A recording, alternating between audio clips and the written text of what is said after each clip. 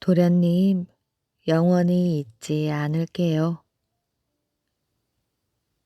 아주 오랜 옛날 어느 마을에 연두라는 예쁜 아가씨가 살고 있었습니다.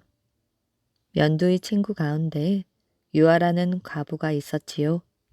유아는 17의 나이에 근처 동네로 일찍 시집을 갔는데 시집을 가자마자 신랑이 비명 행사하는 바람에 쫓겨나다시피 친정에 돌아와 살고 있었습니다. 혼기가 다 찬 연두는 시집을 갈 생각은 하지 않고 유아와 더불어 재미나게 지내었지요. 어느 여름날 밤 마을 앞에 용물소가 있는데 연두는 자다 말고 일어나 용물소로 목욕을 하러 갔습니다. 으슥한 밤에 여인네들이 용물소에서 목욕을 하기는 하는데 그날따라 용물소에는 아무도 없었지요. 주변을 둘러보던 연두는 아무도 없는 것을 확인하고 용물소에 몸을 담갔습니다. 더위를 식힌 연두가 집으로 돌아와 잠자리에 들려는 순간 소리도 없이 방문이 스르르 열리더니 누군가가 들어왔지요. 깜짝 놀란 연두가 외마디 비명을 질러 보았지만 소리가 목구멍을 채 넘어오지 못하였습니다. 달빛에 비친 모습이 한눈에 보기에도 절세 미소년이었기 때문이지요. 한눈에 서로 반한 연두와 미소년은 사랑을 속삭였고 그렇게 밤은 깊어만 갔습니다. 그렇게 사랑을 속삭이던 어느 날 연두는 소년에게 물었지요. 물어보면 안 될 것 같아 그동안 묻지 않았는데 이제는 더 이상 참을 수가 없었습니다. 도련님, 도대체 도련님은 누구세요? 그러자 소년도 올 것이 왔다고 생각하였는지 주저없이 이야기하였습니다. 아가씨, 놀라지 마세요. 그런데 놀라지 않을 수 없었지요. 소년은 욱황상제의 막내 아들이었습니다. 그런데 철부지로 지내다가 용서받지 못할 죄를 저질러 인간 세계로 쫓겨났다는 것입니다. 그래서 용물소에서 용으로 살았지요. 매일 참회하는 마음으로 천일을 기도하면 다시 승천할 수 있다는 조건이었습니다. 믿을 수도 없고 믿지 않을 수도 없었지요. 한편 연두의 친구 유아는 요즘 들어 연두가 조금씩 이상하다고 생각하였습니다. 유아의 눈에 비친 연두는 예전과 달랐지요. 왠지 모를 거리가 느껴졌습니다. 유아는 혹시 자신이 무슨 잘못이라도 했는지 되짚어 보았습니다. 하지만 알 수 없었지요. 잠도 오지 않았답니다. 신랑과 첫날 밤도 제대로 치르지 못한 채 과부가 되어버린 유아인지라 오로지 연두와 이야기 나누는 것이 유일한 낙이었기 때문이지요. 그러던 어느 날 소년이 연두에게 조심스럽게 말을 꺼냈습니다. 연두 아가씨, 불러놓고는 말이 없었지요. 연두 역시 무슨 일인지 짐작이라도 하는 듯 더는 묻지도 않았습니다. 그렇게 밤은 깊어갔습니다. 두 사람은 밤새 아무 말 없이 서로를 바라보며 눈물을 흘렸지요. 말을 하지 않아도 무슨 말을 하려는지 서로가 알았습니다. 그렇게 먼 동이 틀 무렵 결국 연두가 먼저 말을 꺼냈습니다. 도련님, 영원히 잊지 않을게요. 하늘나라에서도 저를 잊지 말아주셔요. 그러고는 두 사람이 용물소로 갔습니다. 동이 트기 직전 소녀는 승천을 해야 하였지요. 시간은 너무나 빠르게 흘렀습니다. 두 사람은 꼭 껴안고 떨어질 줄 몰랐습니다. 연두에게 무슨 일인지 직접 물어보기로 작심을 한 유아는 그날 밤 연두의 집을 찾아갔지요. 그런데 연두의 방으로 웬 소년이 들어가는 것이 아니겠어요? 멀리서 보아도 훤칠한 잘생긴 소년이었습니다. 그랬구나. 그래서 연두가 요즘 달라졌구나. 생각이 여기에 미친 유아는 그 자리에 꼼짝도 않고 연두의 방을 지켰지요. 질투에 몸을 떨던 유아는 새벽녘이 되어서 갑자기 방문을 열고 나오는 두 사람 때문에 화들짝 놀라 몸을 숨겼습니다. 두 사람을 따라 유아 역시 용물소로 갔지요. 그런데 그곳에서도 두 사람은 꼭 껴안고 있었습니다. 뛰쳐나가 회방을 놓고도 싶었지만 조금 더 지켜보기로 하였지요. 마침내 소년이 용으로 변하여 승천을 하려고 하였습니다. 연두의 흐느끼는 소리와 용으로 변한 소년의 흐느낌 소리가 새벽 정적을 깨뜨리려 할 즈음 어디선가 외마디 비명 소리가 허공을 갈랐습니다. 세상에, 저게 뭐야? 소년이 갑자기 용으로 변하여 구름을 타고 승천하려 하자 유아가 너무도 놀라 그만 소리를 지르고 만 것입니다. 유아의 소리에 그만 부정을 탄 용은 승천하지 못하고 떨어져 그 자리에 바위가 되어 버렸지요. 친구의 비명소리로 인하여 사랑하는 이를 잃은 연두는 마치 자신도 바위가 된 양 그 자리에서 꼼짝을 하지 못하였습니다. 사태를 파악한 유아가 달려가 연두를 달래보았지만 소용이 없었지요. 결국 연두는 몇 날 며칠을 눈물로 지내다가 그만 죽고 말았습니다. 그런 일이 있고 난 뒤 마을에는 가뭄이 잦았답니다. 그래서 마을 사람들은 소년이 변한 바위를 용바위라 부르고 그 바위 앞에서 기우제를 지내었지요. 그랬더니 신기하게도 비가 내렸다고 합니다. 부자가 된 사공과 처녀. 제주도 어느 마을에 김사공이라는 사람이 살았습니다. 김사공은 임금님께 바칠 제주도의 특산물을 싣고 서울을 자주 다녔습니다. 올해도 어김없이 김사공은 특산물을 가지고 서울에 갔지요. 임금님께 특산물을 바치고 보니 날이 저물어 어둑어둑했습니다.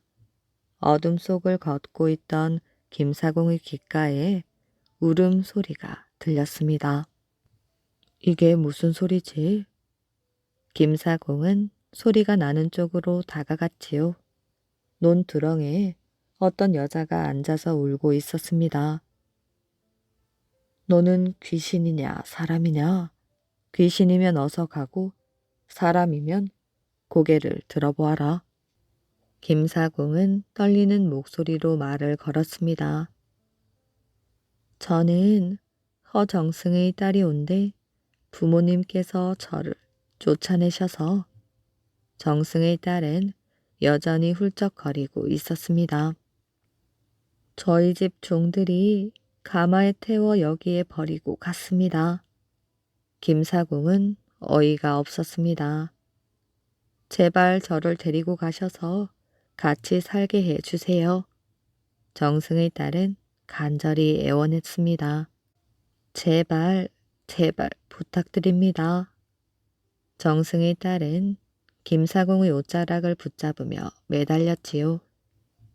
사정은 딱하지만 나는 제주도에서 사는 사람이라 데려갈 수가 없구나. 김사공은 정승의 딸이 불쌍하였지만 어쩔 수가 없었습니다. 옛날에는 섬에 사는 사람이 육지로 가는 것도 육지에 사는 사람이 섬에 가는 것도 자유롭지가 못하였지요. 제주도라도 따라갈 수 있습니다. 저를 데려가 주셔요. 정승의 딸은 옷자락을 놓지 않았습니다. 김사공도 정승의 딸을 뿌리칠 수가 없었지요. 알겠다. 정 그렇다면 할 수 없지. 같이 가졌구나. 김사공은 정승의 딸에게 도포 자락을 씌우고 누가 보지 않도록 조심스럽게 배에 태웠습니다. 제주도에 도착한 김사공은 밤이 되기를 기다렸다가 집으로 갔지요. 네가 이곳에 왔다는 소문이 나면 큰일이니 방에서 나가지 말고 있거라. 김사공은 정승의 딸에게 당부를 하였습니다. 세월을 내러 정승의 딸은 18살 처녀가 되었습니다. 처녀는 방 안에만 있는 것이 답답하였지요. 그래서 남쪽 창문을 열고 바깥 구경을 하였습니다. 저기 소를 몰고 가는 사람은 뭐하러 가는 사람입니까? 그리고 머슴들이 등에 진 것은 뭐지요? 저 사람들은 쟁기를 지고 소를 몰아 밭을 갈러 가는 길이란다. 처녀는 고개를 끄덕이며 반대쪽 창문을 열어보았습니다. 그럼 저 바다에서 호이호이 휘파람 소리를 내는 것은 무엇인가요? 해녀들이 물에 들어가 전복 소라 미역을 따가지고 와서는 내는 소리란다. 그렇다면 저들은 여자인가요, 남자인가요? 여자들이 하는 일이지. 여자들이라고요. 그렇다면 저도 바다에 들어가게 해주셔요. 헤엄치는 걸 배우고 싶어요. 김사공은 해녀들이 쓰는 도구를 준비해주고 수영도 가르쳐 주었습니다. 그날부터 처녀는 해녀 일을 시작하였지요. 처녀는 얼마 되지 않아 뛰어난 해녀가 되었습니다. 처녀는 솜씨가 좋아 크고 작은 전복을 1000근이나 땄습니다. 전복 속에서 나온 진주도 모으니 단말이나 되었지요. 김사공과 처녀는 부자가 되었고 결혼도 하였습니다. 어느 날 부인은 근심스런 표정을 지었지요. 당신 무슨 고민이 있소? 우리가 진주를 많이 모아 부자가 된 것은 운이 좋아서 그런 것이에요. 그런 보물을 우리가 독차지하는 것은 좋지 않아요.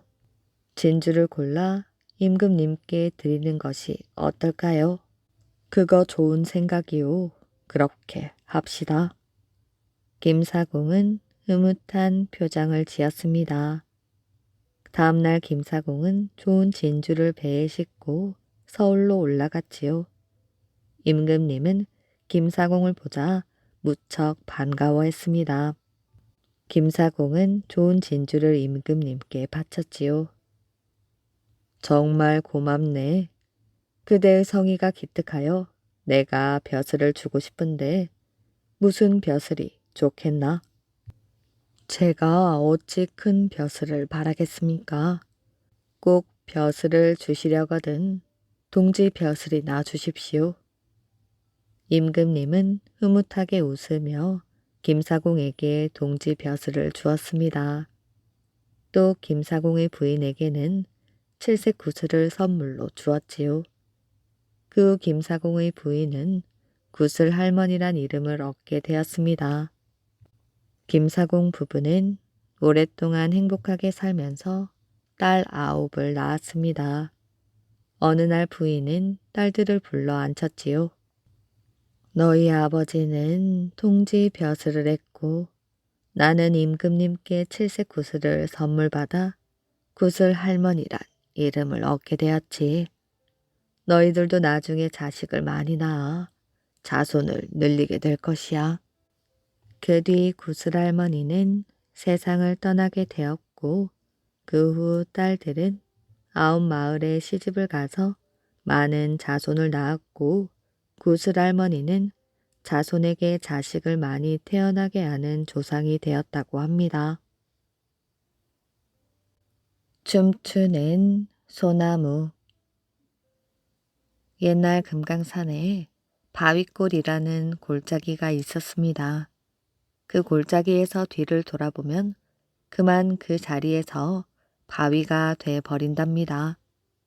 그래서 그 골짜기로 한번 들어간 사람은 다시는 못 나왔지요.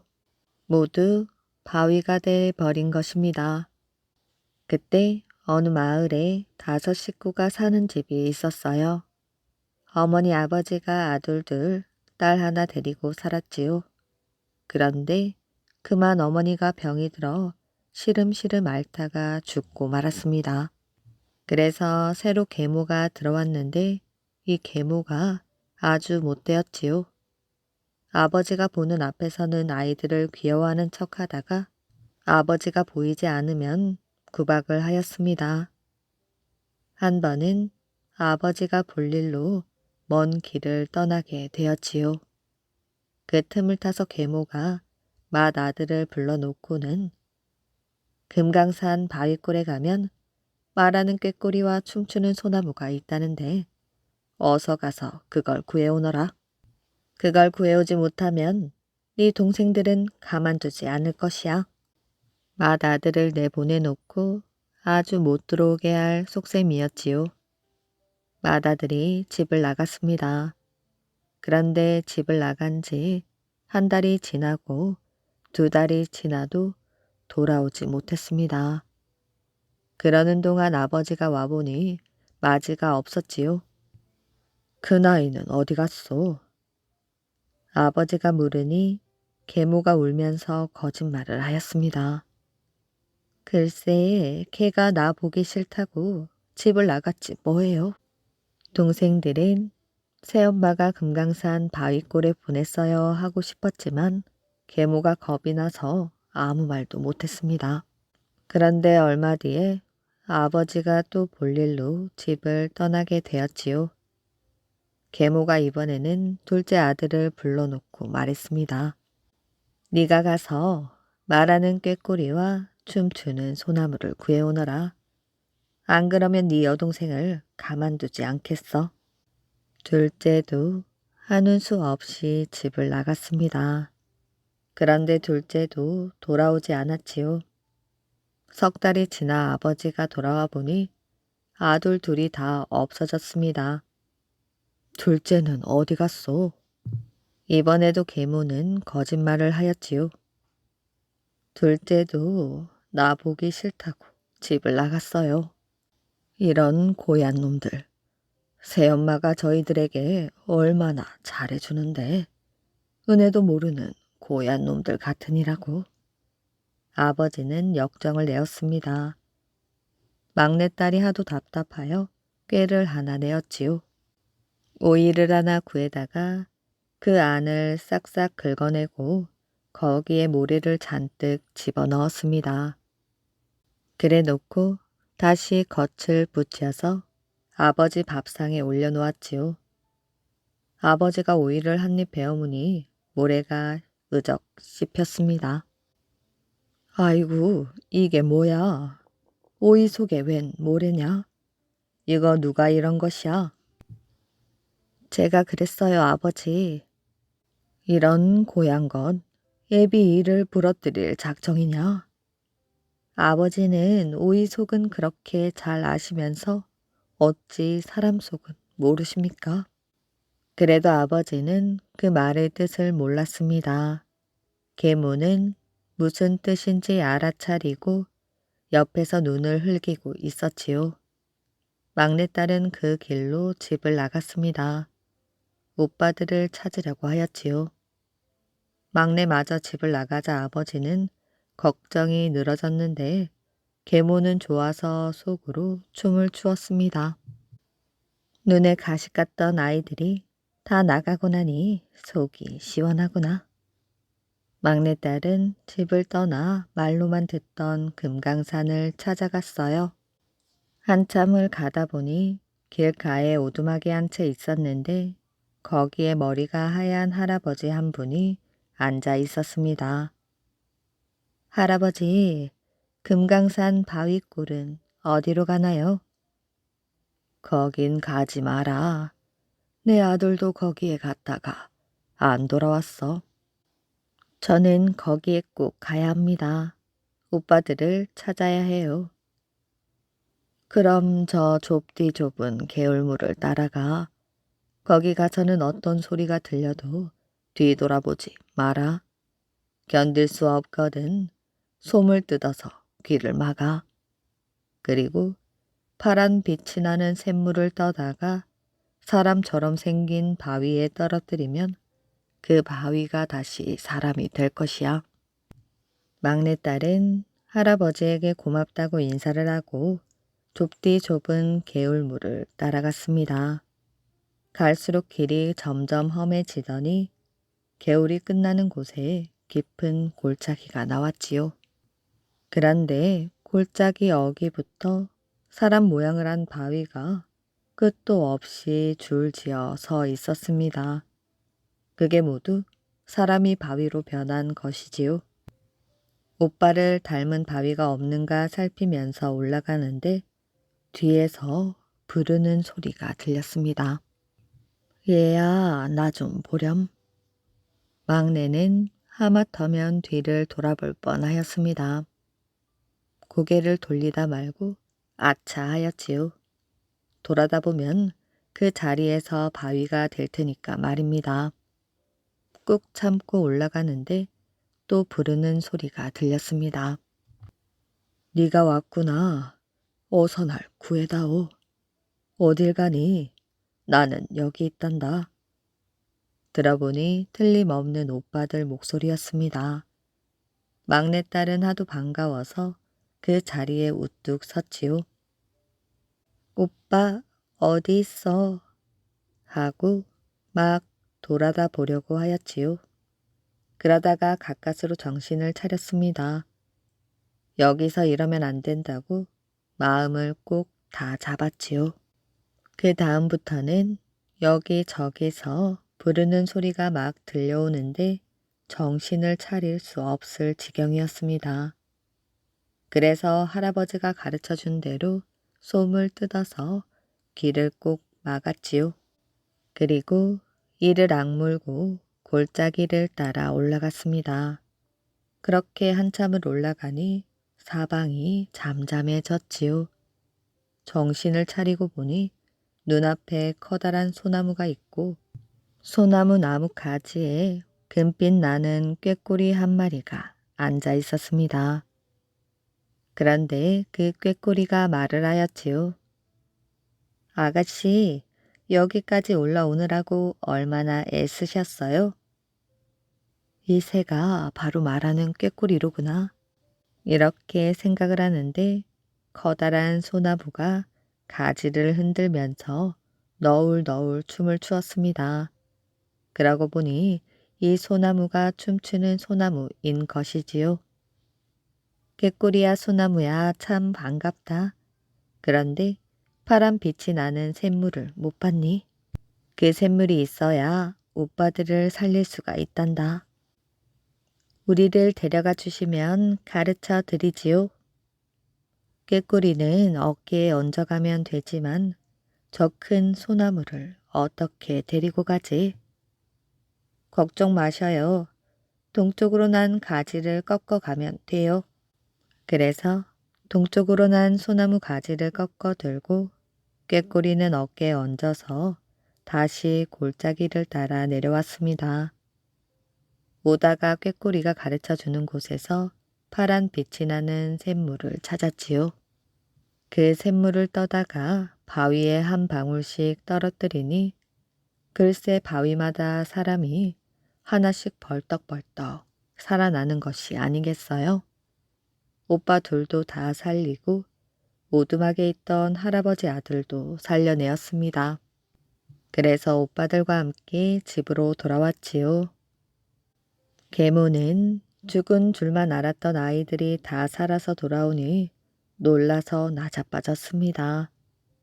그 동안에 있었던 일들을 아버지도 모두 알게 되어 심술궂은 계모는 쫓아내어 버렸습니다. 그리고 뜰에다 춤추는 소나무 가지를 심었더니 뿌리가 나서 아주 잘 자랐지요.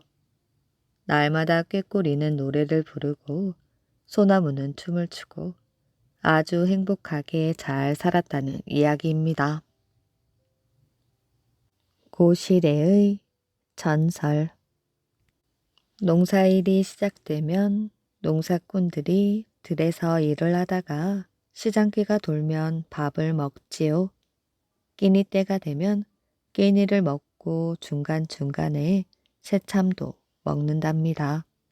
이때 먹기 전 꼭 밥 한 숟갈을 먼저 떠서 공중에 멀리 던지면서 고시래 하거든요. 이게 대체 무슨 말일까요? 오늘은 이 고시래에 얽힌 이야기를 하겠습니다. 옛날에 고시성을 가진 처녀가 살았습니다. 집안이 워낙 가난하여 남의 허드렛 일이나 거들어주고 품삯을 받아가며 겨우겨우 살았지요.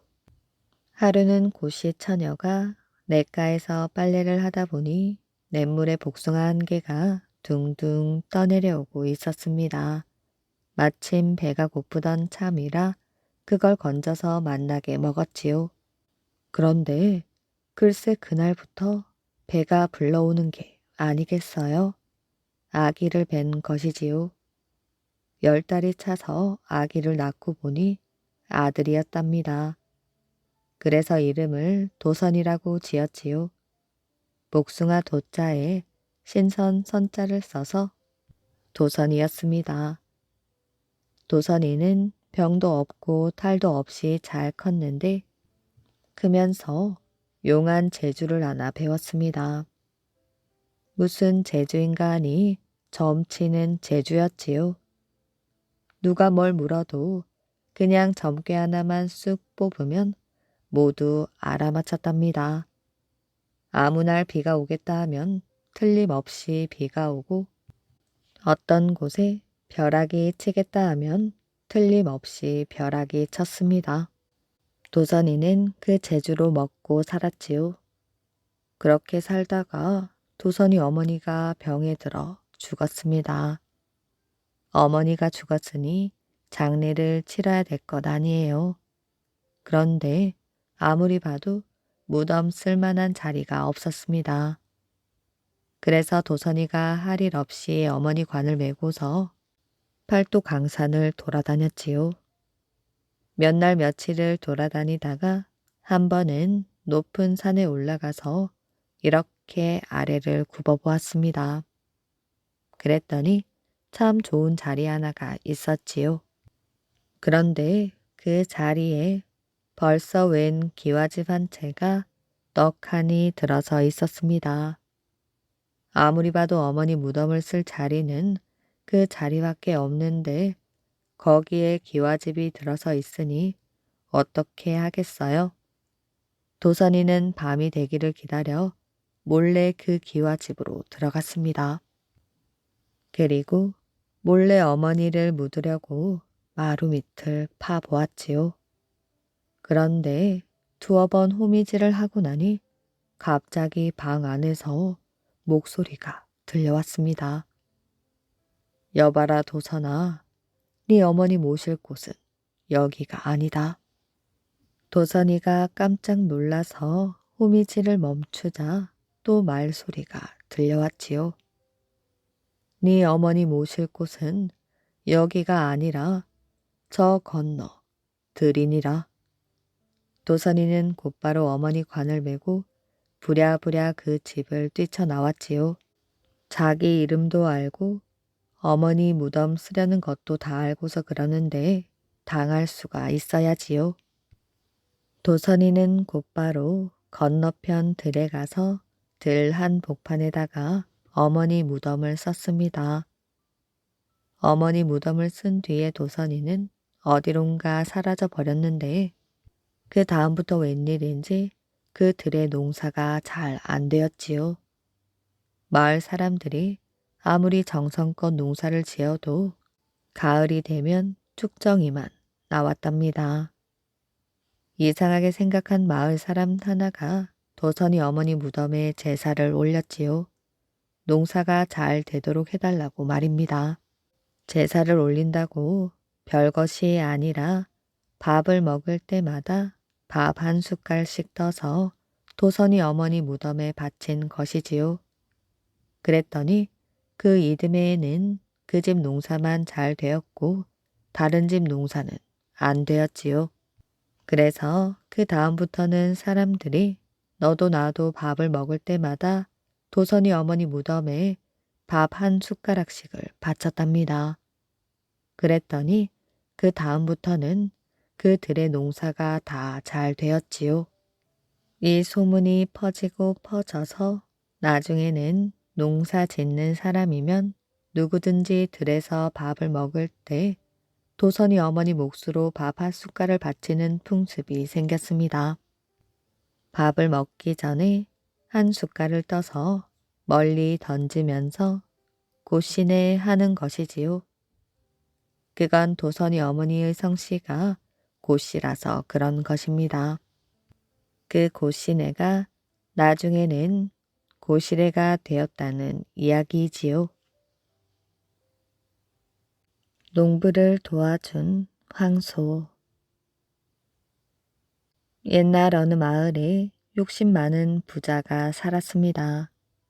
이 부자는 사람들에게 땅을 나누어 주고 농사가 잘 되면 몇 배로 갚게 하였지요. 어느 해 가을 심한 가뭄으로 굶어 죽는 사람들이 많았습니다. 그러던 어느 날 부잣집 막내 아들의 돌잔치가 있는 날이었지요. 마을 사람들은 돌잔치에 가져갈 것이 아무것도 없었습니다. 이놈들이 은혜도 모르는군. 부자는 화가 나서 빌려준 땅도 모두 빼앗아 버렸습니다. 우린 앞으로 어떻게 살란 말입니까? 마을 사람들은 살 길이 막막하였지요. 난 산 아래 골짜기에 들어가서 집을 짓고 살겠어요. 부자에게 땅을 얻어 농사를 짓던 어느 가난한 농부가 말하였지요.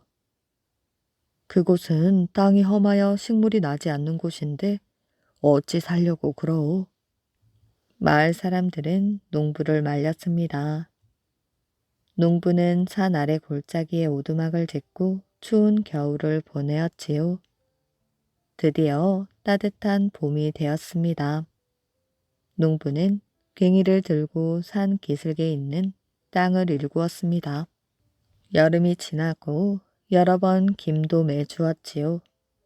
정성껏 심은 감자와 옥수수가 무럭무럭 자랐습니다. 농부는 잘 자라는 곡식을 보면 힘이 났습니다. 늦여름 더위가 가시기 전이었지요. 산 돼지떼가 밤마다 나타나서 감자밭과 옥수수밭을 엉망으로 만들었습니다. 농부는 가만히 있을 수가 없었지요.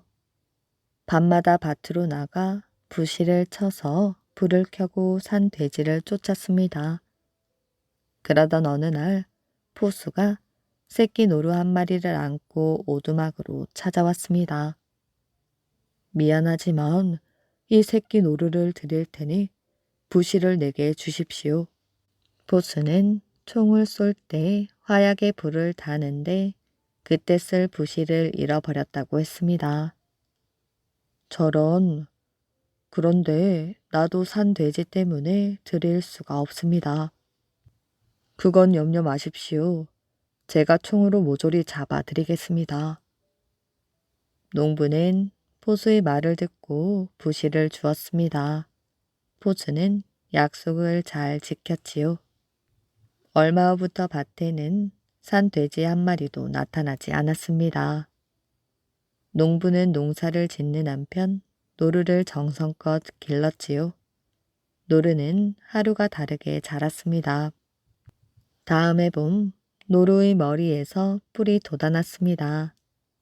그놈 많이 컸구나. 노루는 농부의 뒤를 따라다녔지요. 어느 날 부자가 농부를 찾아왔습니다. 지난 가을에는 인정사정 없이 내쫓더니 무슨 일로 여기까지 오셨습니까? 자네가 산에서 고생한다는 말을 듣고 왔네. 농부는 듣는 둥 마는 둥 계속 일만 하였지요. 자네, 우리 집 송아지와 자네 노루를 바꿀 생각이 없나? 농부는 송아지라는 말에 귀가 솔깃했습니다.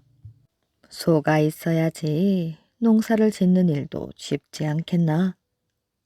농부는 부자의 말이 의심스러웠지만 송아지가 탐이 났습니다. 다음날 농부는 노루와 송아지를 바꿔왔지요.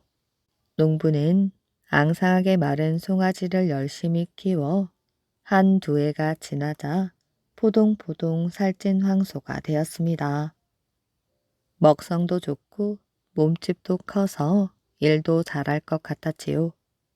그러던 어느 날 부자가 또다시 찾아왔습니다. 자네, 내 덕에 황소를 얻지 않았나? 이번에는 황소와 황토밭을 바꾸지 않겠나?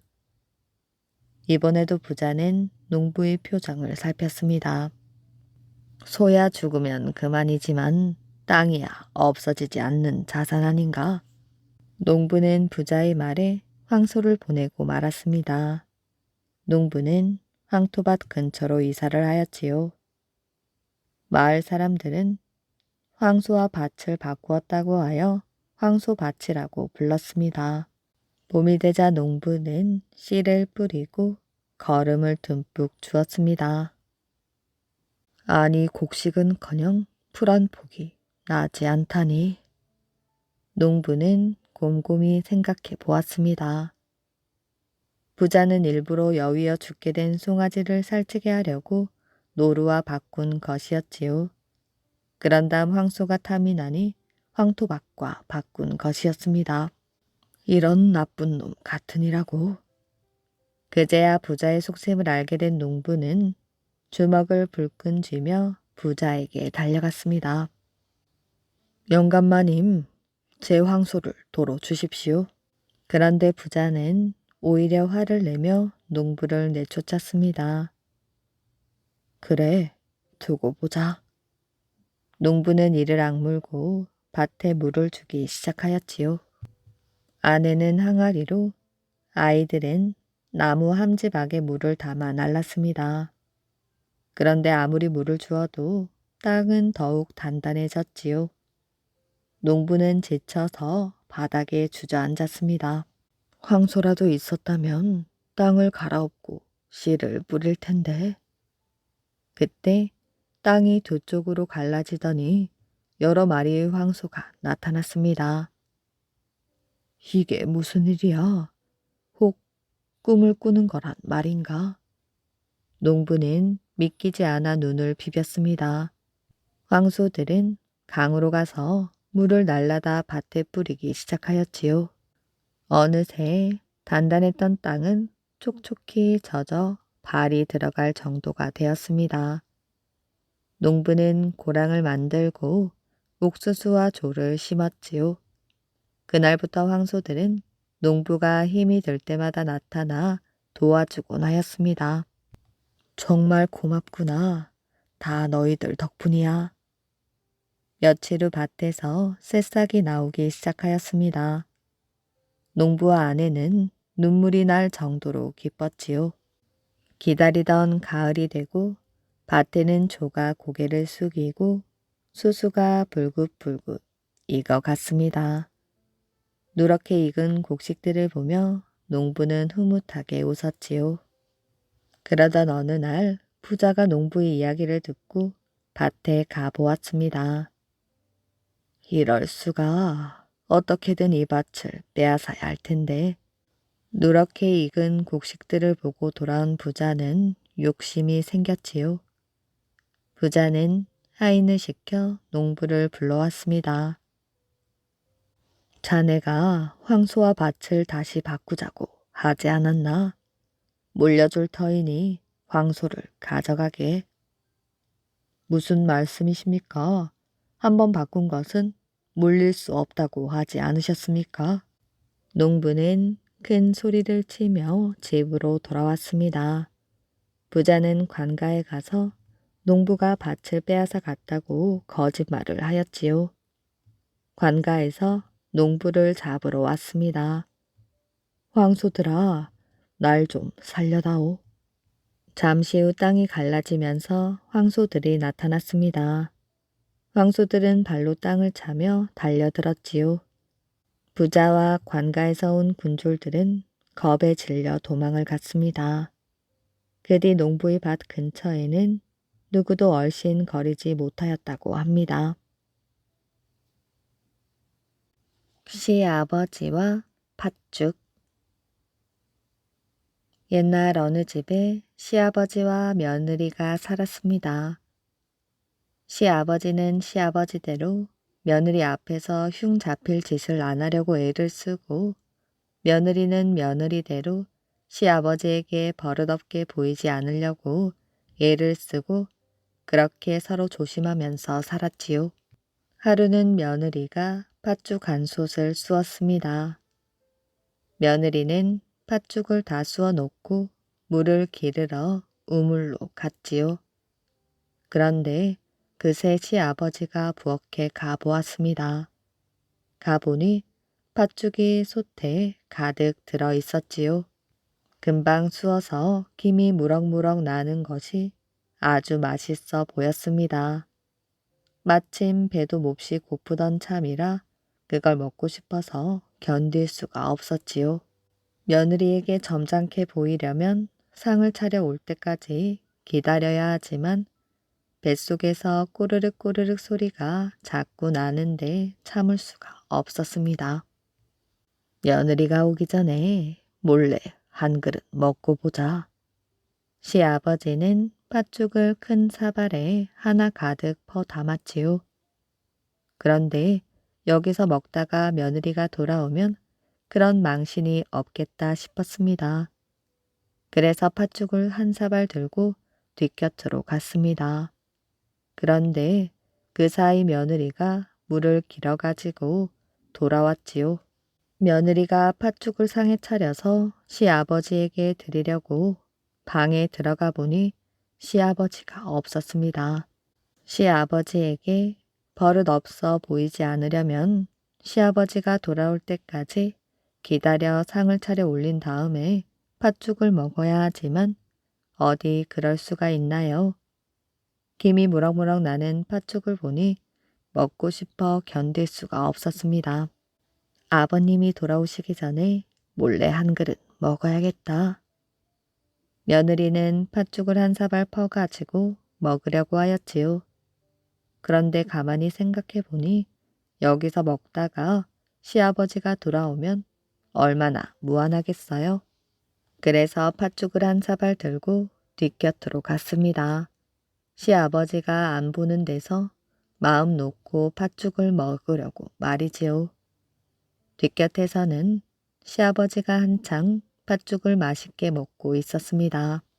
아무도 안 보이는 곳이니 체면이고 뭐고 차릴 것이 없었지요. 땅 바닥에 아무렇게나 쭈그리고 앉아서 팥죽 한 사발을 손에 들고 후루룩 얌얌 마구 먹어 대었습니다. 그런데 며느리가 팥죽 사발을 들고 뒷곁으로 살금살금 들어오는 것이 아니겠어요? 며느리에게 들키지 않으려고 뒷곁에까지 와서 팥죽을 먹는데 하필이면 이럴 때 며느리가 불쑥 나타난 것이지요. 시아버지는 그만 즐겁을 하고 벌떡 일어났습니다. 몰래 팥죽 먹은 것을 며느리에게 들키면 큰일이니 엉겁결에 팥죽 사발을 감춘다는 게 그만 머리에 뒤집어 쓰고 말았지요. 팥죽 사발을 머리에 뒤집어 쓰니 어떻게 되겠어요? 팥죽이 얼굴로 줄줄 흘러내렸습니다. 그런 꼴로 눈만 멀뚱멀뚱하고 서 있었지요. 며느리는 시아버지 몰래 팥죽을 먹으려고 뒷곁으로 살금살금 들어가는데 이게 무슨 날벼락이겠어요. 거기에 시아버지가 있는 게 아니겠어요. 뒷곁은 식구들이 잘 드나들지 않는 곳이니 마음 놓고 팥죽을 먹으려니 했는데 하필이면 거기에 시아버지가 있었던 것이지요. 며느리는 그만 속이 뜨끔하여 어쩔 줄을 모르고 서 있었습니다. 며느리는 안절부절 못하다가 엉겹결에 아버님 팥죽 잡수셔요 하면서 손에 든 팥죽 사발을 불쑥 내밀었습니다. 그러니 시아버지가 말하였지요. 얘야, 너는 팥죽만 보아도 이렇게 팥죽 땀이 줄줄 흐른단다. 그러니 그게 진짜 배기 팥죽담이었지요. 금방울과 은방울. 옛날 어느 마을에 양씨 성을 가진 부자가 살았습니다. 그 집에 나이 어린 복돌이라는 아이가 종으로 살고 있었지요. 10년 후에는 논과 밭을 줄 것이니 그때까지 열심히 일하도록 해라. 양부자와 약속을 한 복돌이는 열심히 일을 하였지요. 어느덧 힘들었던 10년이 지나갔습니다.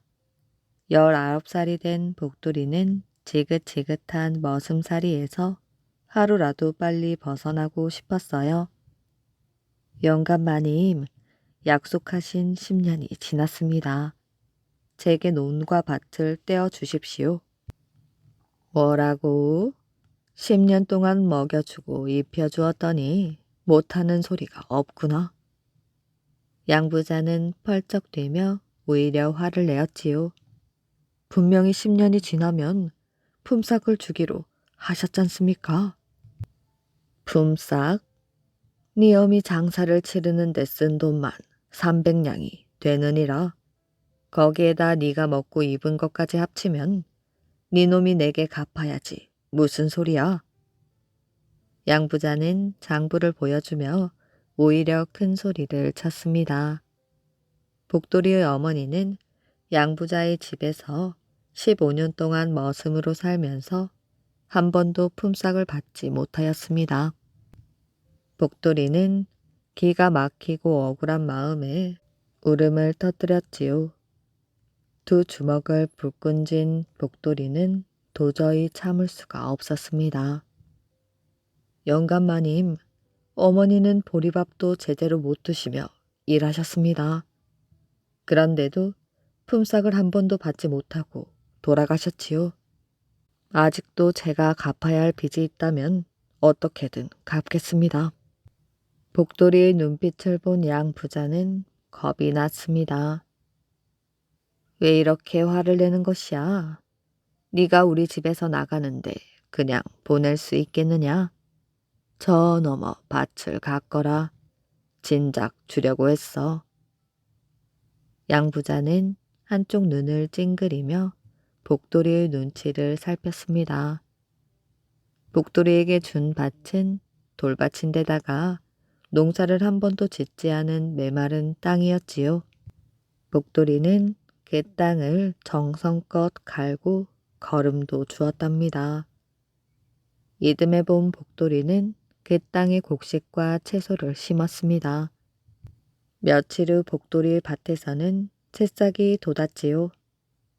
복돌이는 너무나 기뻐 어쩔 줄을 몰랐습니다. 가을에는 더 많은 곡식을 거둬들일 수 있었지요. 이 소식을 들은 양 부자는 복돌이에게 준 땅을 빼앗고 싶었습니다. 생각에 잠겨있던 양 부자는 농사 짓는 땅을 관리하는 마름을 불러 귓속말로 명을 내렸지요. 마름은 그 다음날 소문을 냈습니다. 간밤에 우리 영감 마님께서 금덩이를 도둑 맞았소. 소문은 삽시간에 퍼졌습니다. 사흘째 되는 날 이른 새벽이었지요. 복돌이 내 이놈 당장 나오지 못할까? 복돌이는 깜짝 놀라 밖으로 나갔습니다. 마당에 양 부자의 마름이 얼굴을 찡그리며 서 있었지요.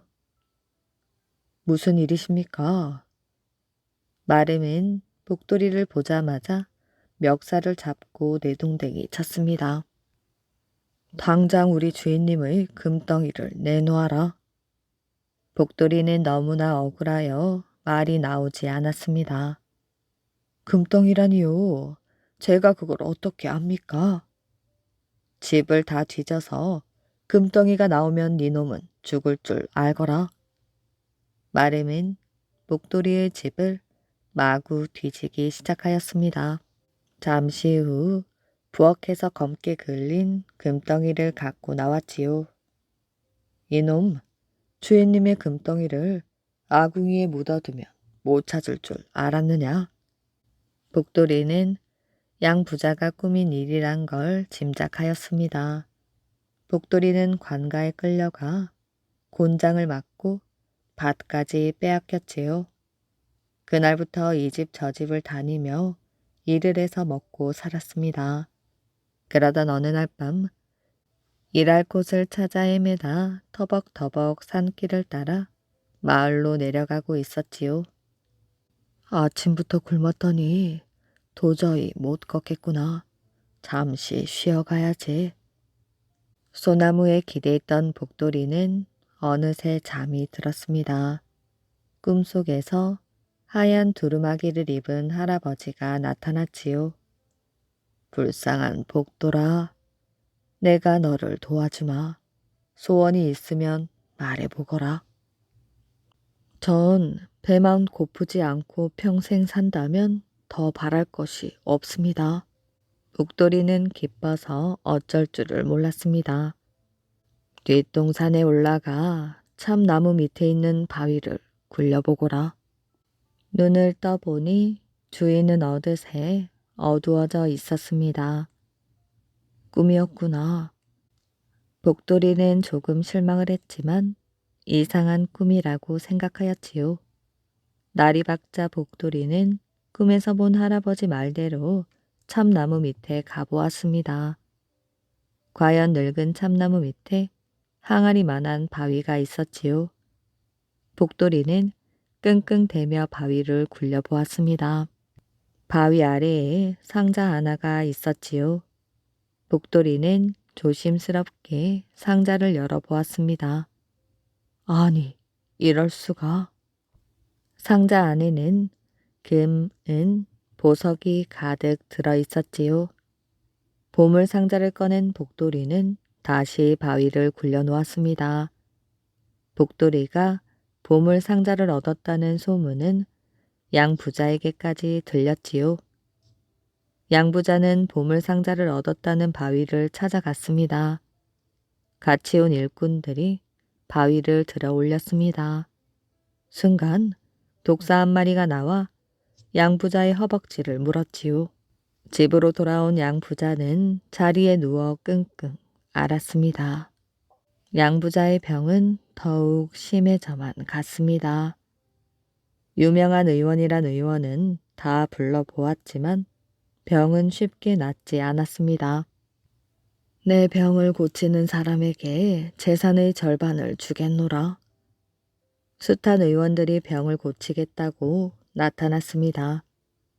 어느 날 밤 복돌이는 며칠 전 꿈에 만났던 할아버지를 꿈속에서 다시 만났습니다.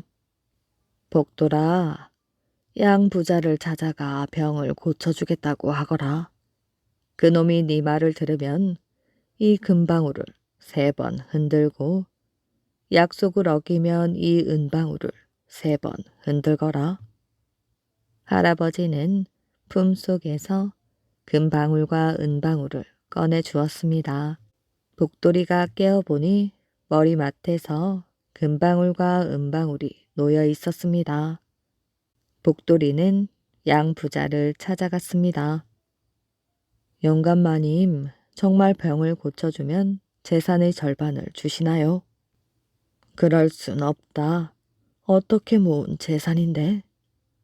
양 부자는 아파 죽어가면서도 고개를 절레절레 흔들었습니다. 싫으면 그만두십시오. 복돌이가 엉덩이를 들고 일어서려 했습니다. 여보게, 제발 우리 영감을 살려주게.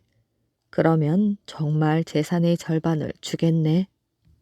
양 부자의 부인이 복돌이를 잡고 사정을 하였습니다. 복돌이는 못 이기는 척 돌아서서 앉았지요. 딸랑딸랑딸랑하며 복돌이가 금방울을 3번 흔들자 누워서 일어나지도 못하던 양돼지가 자리에서 벌떡 일어났습니다. 복돌아, 고맙다. 이 은혜를 뭘로 갚아야 할지. 약속대로 재산이나 주십시오. 뭐라고? 양 부자는 펄쩍 뛰며 나무로 만든 베개를 집어 복돌이에게 던졌습니다. 아니, 금방울 몇 번 흔들어 낳게 해놓고 재산을 빼앗는다 말이냐? 그럼 좋습니다. 약속을 어긴 건 영감님이십니다. 후회하지 마십시오. 복돌이는 들고 있던 은방울을 3번 흔들었습니다. 방울 소리가 나자마자 양 부자는 뒤로 넘어져 일어서지 못하였지요. 여보게 제발 살려주게. 내가 약속을 암세. 양 부자의 부인이 사정을 하였습니다. 복돌이는 다시 금방울을 3번 흔들어 양 부자를 살렸습니다. 고맙네. 아까는 내가 잘못했네. 내일 저녁에 오면 재산을 나누어 주겠네. 복돌이를 돌려보낸 양돼지는 뇌물을 한 보따리 가지고 고을 원님을 찾아갔습니다. 원님, 제발 복돌이를 죽여주십시오. 그놈이 죄 없는 사람을 살렸다 죽였다 하는 괴상한 방울을 가지고 못된 짓을 하고 있습니다. 원님은 뇌물을 받고 고개를 끄덕이더니 복돌이를 잡아왔습니다. 당장 방울을 내놓도록 해라. 그건 안 됩니다. 니놈이 원님의 말을 거역할 셈이냐? 옆에 있던 양 부자가 입을 실룩거렸습니다. 원님은 포주를 시켜 복돌이에게서 방울을 빼앗았지요. 방울을 빼앗은 원님은 은방울을 흔들었습니다. 방울 소리가 나자마자 원님과 양 부자는 그대로 쓰러져서 다시는 일어나지 못했다고 합니다. 오늘의 이야기는 여기까지입니다. 이야기 재미있게 잘 들으셨나요? 오늘도 편안한 밤 되시길 바랍니다.